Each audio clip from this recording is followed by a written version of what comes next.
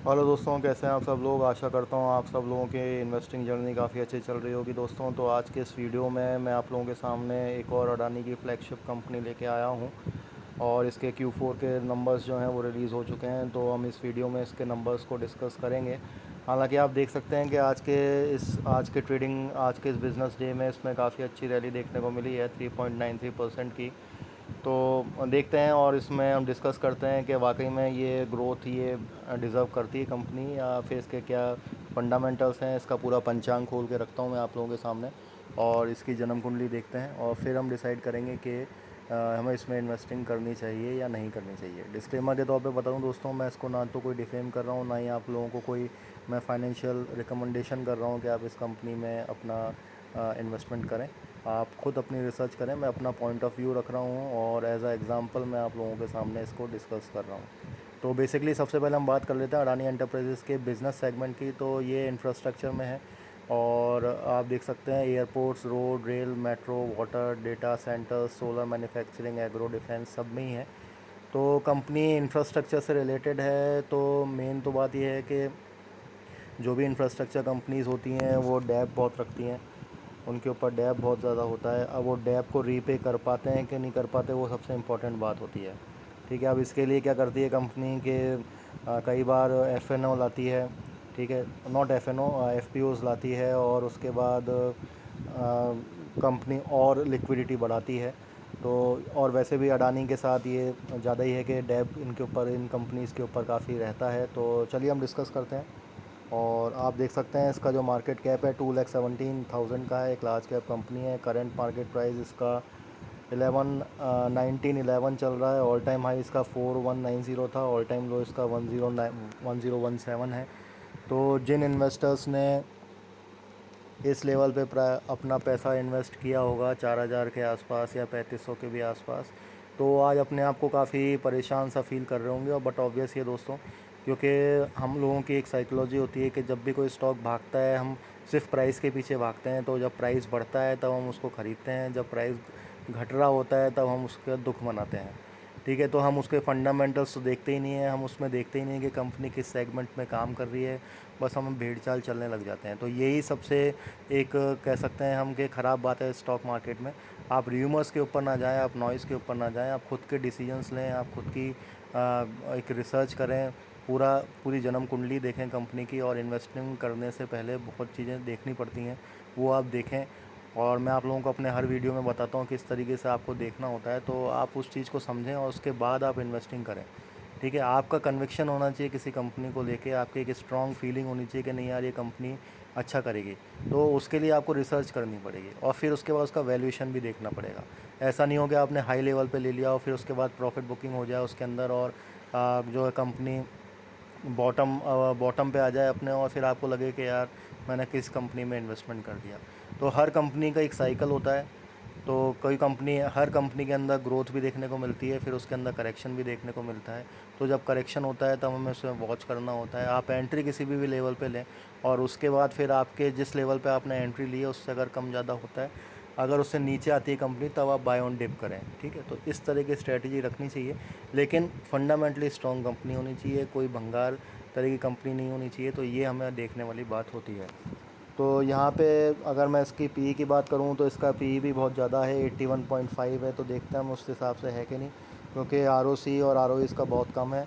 हालांकि एक infrastructure company है तो इसका काफ़ी कम ही होता है इंफ्रास्ट्रक्चर कंपनीज़ का।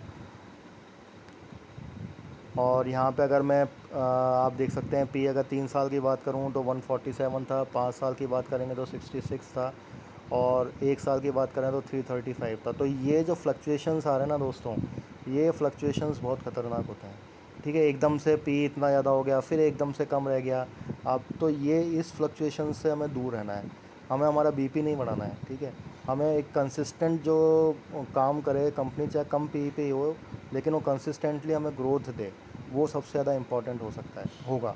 ठीक है, तो हमें बेसिकली जो होता है प्राइस टू अर्निंग पे नहीं जाना चाहिए, हमें अर्निंग पर शेयर देखना चाहिए कि अर्निंग पर शेयर कैसे हो रही है।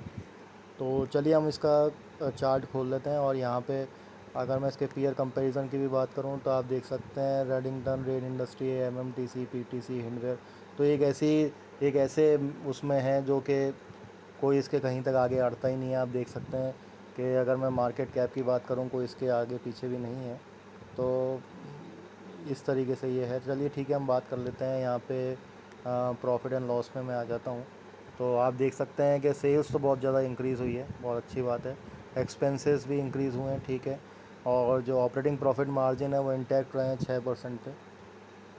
उसके बाद अगर मैं नेट प्रॉफिट की बात करूं तो नेट प्रॉफिट 788 से 2422 हुआ है, ठीक है, समझ में आता है। लेकिन यहाँ पे आप देखेंगे तो बड़े ही अजीब तरह के इसके फिगर्स हैं। आप देखिए मार्च 2019 में ये 501 506 था। फिर उसके बाद जो नेट प्रॉफिट आया वो 1000 के करीब आया। फिर नेट प्रॉफिट जो आया नेक्स्ट ईयर वो भी 1046 तक ही रह गया। और उसके बाद यहाँ पे कोविड लेवल था तो ठीक है, यहाँ 78 आया और अब एकदम से इतनी तगड़ी जंप देखने को मिली है 2422 की। लेकिन वहीं पे आप इसकी अगर अर्निंग पर शेयर देखेंगे तो अर्निंग पर शेयर आप अभी तो इसकी काफ़ी अच्छी बढ़ी है, 21.69 हो गई है। लेकिन उससे पहले अगर हम बात करें तो उससे पहले आप यहाँ पे देखिए कहीं पे भी इसकी अर्निंग पर शेयर जो है 21.69 नहीं रही थी। तो काफ़ी अच्छा कंपनी ने परफॉर्म किया है। लेकिन बड़ी फ्लक्चुएटिंग अर्निंग पर शेयर है इसकी, 7.06 थी, फिर उससे पहले 8.39 थी, फिर 10.35, फिर 6.52। तो काफ़ी फ्लक्चुएटिंग टाइप की इसकी अर्निंग पर शेयर है, ठीक है। उसके बाद नो डाउट कि कंपनी सेल्स ग्रोथ इतनी अच्छी दे रही है, प्रॉफिट ग्रोथ इतनी अच्छी दे रही है, ठीक है। मेरे लिए ये चीज़ कम मायने रखती है, पहले मेरे को उसके फंडामेंटल्स ज़्यादा मायने रखते हैं। लेकिन यहाँ पे अब इंटरेस्टिंग पार्ट देखने को मिलता है। आप देखिए यहाँ पे ये चीज़, आप देखिए इसकी बोरोइंग्स पे नज़र डालिए।